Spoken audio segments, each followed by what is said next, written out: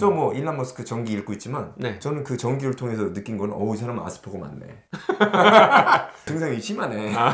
이렇게 느꼈거든요. 네네네. 일론 머스크랑 뭐 스티브 잡스나 아인슈타인도 아스퍼거라는 추정을 하잖아요. 네. 성공하려면은 아스퍼거가 있어야 돼.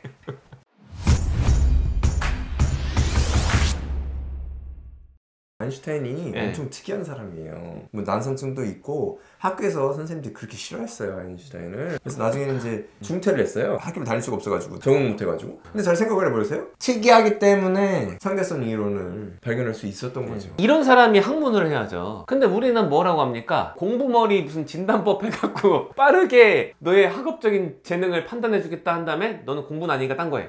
이거를 지금 하고 있더라고요. 좀 너무 속단하는 게 아닐까. 저희랑 이런 사람들이 공부를 해야죠. 관점이 다르니까. 이건 아주 옛날이기 때문에 추정하는 건데 옛날에는 이 ADHD란 명칭도 없었어요. 조지 버나드 슈어라고 해서 그 아일랜드계 작가인데 노벨 문학상 받았어요. 이 사람이 아마 지금 사람들이 평가를 하면은 ADD, 그 Attention Deficit Disorder 정도 받았을 거다라고 많이 하고요. ADD 보면은 활동성이나 이런 게 좀 뛰어나요. 부족한 게 있으면 그걸 보완하기 위해서 다른 거를 키우게 되거든요. 그래서 에너지가 좀 필요한 직업이라든가 이런 거는 어떻게 보면은 ADD나 ADHD를 가진 사람들이 나중에 가서 성공할 가능성이 더 높아요.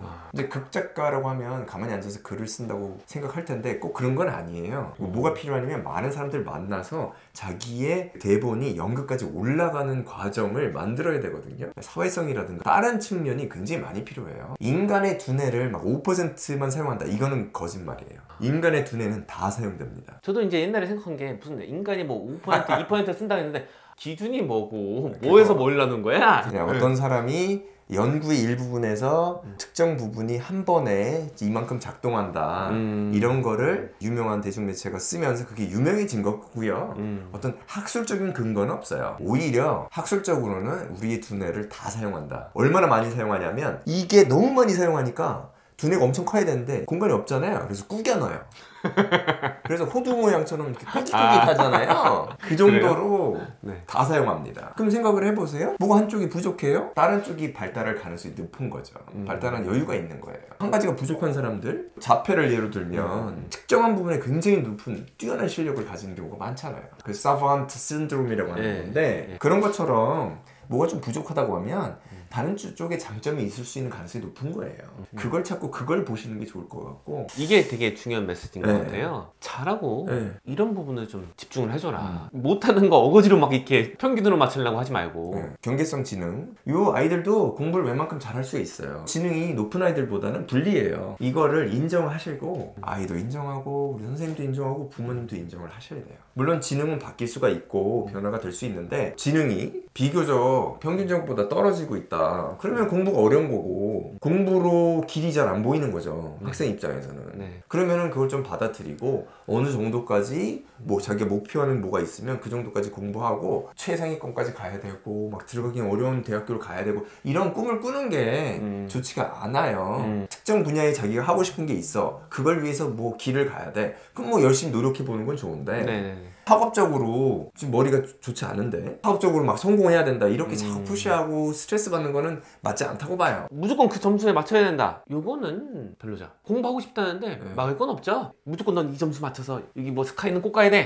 경계선 지능이지만 요거는 가혹하죠. 공부 잘한다고 그게 성공에 딱 1대1 매칭되는 건 아니거든요. 이제 성공을 자기가 정의를 하고 그 성공에 대한 방향은 여러 가지가 있고 그게 꼭 공부가 아니에요. 공부만 잘한다고 성공하는 것도 아니고 공부 잘하고 플러스 뭐가 더해져야지 그쪽으로 성공할 수가 있는 거고 경계성 지능이라고 하면 진단을 받거나 그렇게 의심이 된다고 하면 꼭 공부로 막 성공할 계획을 세울 필요는 없다. 저는 그렇게 생각해요. 반사회적 인격장애, 이것도 장애라고 분류가 되는데요. 인구의 4% 정도라고 해요. 근데 이것도 실은 의심스러워요. 이 사람들을 표본을 어떻게 잡았고 속이려고 할 거 아니에요. 장애라고 낙인이 찍히면은 불이익을 당할 게 뻔한데 어떻게든 감추려고 했을 거 아니에요. 근데 4%라고 한단 말이에요. 데이터 자체가 좀 이제 의심스럽긴 한데 보통 이렇게 말을 해요. 사이코패스, 소시오패스 합치면 4% 나온다 하는데 어떤 분이 계시냐면은 뉴로 사이언티스트예요. 뇌신경과학자.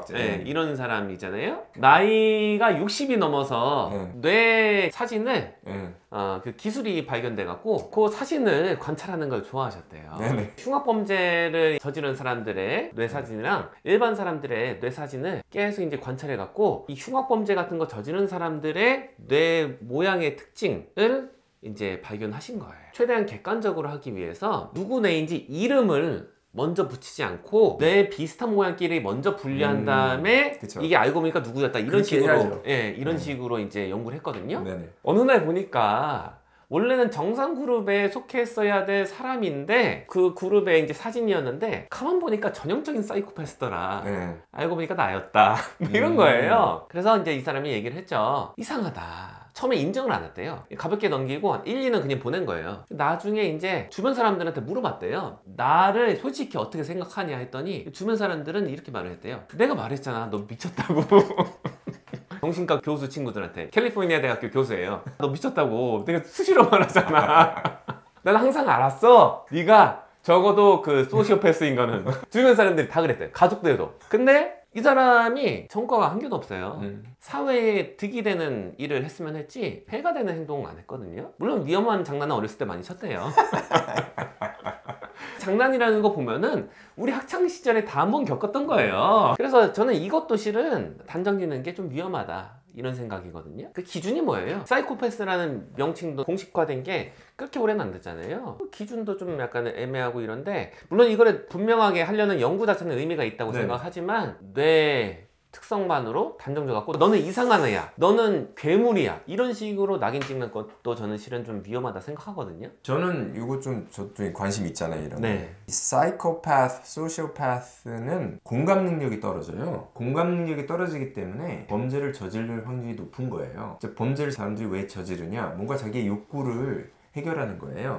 금전적인 것이 될 수도 있고 다른 것이 될 수도 있는데 그런데 이제 범죄를 저지르지 않는 것은 남들의 입장을 내가 공감할 수 있기 때문에 근데 공감력이 떨어지기 때문에 네. 이제 범죄를 저지를 확률이 높은 거지 이 사람들이 범죄를 꼭 저지른다 이런 뜻이 아니에요. 확률적으로 접근을 하고 분류를 한 거지 아까 말씀하신 것처럼 대학 교수도 있고 평생 도덕적인 교육을 잘 받아서 나쁜 짓 안 할 수도 있는 거죠. 네. 그리고 저는 이게 우연이라고 생각 안 해요. 소시오패스, 사이코패스를 연구하는 사람들은 소시오패스, 사이코패스일 가능성이 높아요. 관심이 있으니까 자기가 거기에 끌리게 되는 거예요. 이 사람도 그럴 가능성이 높아요. 통계적으로 내보면 연구하는 사람들 중에 이 확률 높을 겁니다. 이 사람이 얘기하는 게 뭐냐면은 사회적으로 필요한 존재들이다. 사이코패스나 소시오패스가 왜냐면은 만약에 그 수술하는 외과 의사라고 생각해봐요. 수술할 때 자꾸 감정이입이 돼갖고 집중을 깨면은 제대로 수술 못 하잖아요. 이런 얘기를 하는 거예요. 그래서 생각해보면은 우리 사회에서 직업이라고 하는 것 중에 다른 사람들에 대한 감정이입이 수시로 돼갖고 집중이 깨지는 상황이 되면은 위험한 직업들이 굉장히 많아요. 그래서 이게 그렇게 나쁜 거라고 볼 수가 없다. 차라리 수술하는 의사들이나 이런 경우라면은 사이코패스가 더 적합해요. 전 또 이제 평소에 생각했던 게 떠오르는데 범죄자를 잡는 사람들이 범죄자들이랑 성격이 비슷하거든요. 이해할 수가 있잖아요. 그래야지 범죄자들이 어떻게 움직일지를 알고 예상을 하고 가서 잡을 수가 있잖아요. 성격 검사해보면 상당히 유사하게 나와요. 아주 유능한 범죄자를 잡는 형사라든가 이런 분들 성격 검사하면 비슷하게 나와요. 그리고 뭐 기업 경영하거나 이런 것도 실은 뭐 건설회사 경영하면은 매년 사람 죽어나가요. 그거를 만약에 일이라고 생각을 안 하고 감정이입이 자꾸 돼갖고 하면은 일 못하잖아요. 회사 그냥 통째로 접어야죠. 고속도로 하나 짓는데 몇 명씩 죽잖아요. 맞아요. 이런 거 아무것도 못해요. 자동차 만드는 일을 어떻게 합니까? 자동차 타면서 사람 매년 막 엄청 많이 죽어나갈 텐데 그러네요. 이거를 조절할 수가 있다는 것 자체가 사이코패스라고 볼 수도 있거든요. 계속 상기가 안 된다는 거잖아요. 이거를 조절할 수 있다는 것 자체가 선택적으로 이렇게 한다는 거잖아요. 이 사이코패스가 대체 뭐냐 이런 생각도 하게 만드는 거예요. 일론 머스크도 아스퍼거 신드롬이라고 해서 사회적인 정보 처리 능력이 떨어지는 사람들의 감정을 읽는 능력이 떨어지는 그거거든요. 저 뭐 일론 머스크 전기 읽고 있지만 저는 그 전기를 통해서 느낀 건 이 사람은 아스퍼거 맞네. 증상이 심하네. 이렇게 느꼈거든요. 일론 머스크랑 뭐 스티브 잡스나 아인슈타인도 아스퍼거라는 추정을 하잖아요. 그럼 이제 생각하는 거예요. 성공하려면은 아스퍼거가 있어야 돼. 자폐라는 것도 되게 다양하니까 이거를 자폐 스펙트럼이라고 부르더라고요. 스펙트럼. 워낙에 넓으니까 이것도 일종의 약간은 이상한 사람 취급하는 거잖아요. 자폐도 상당수 사람들은 어울려서 살 수 있다. 자폐 스펙트럼도 물론 이제 그 중에는 어울려서 살기가 힘든 사람들도 있죠. 이것도 같이 묶어갖고 단정 지어갖고 안 좋게 낙인 찍는 거는 좀 별로다. 제가 이제 어렸을 때 되고 싶지 않은 직업이 의사랑 법조인이었거든요. 지금 생각을 해보면 그 이유 중에 하나가 맨날 사람들 아프잖아요. 네네. 거기 근데 같이 있고 싶지 않은 거예요.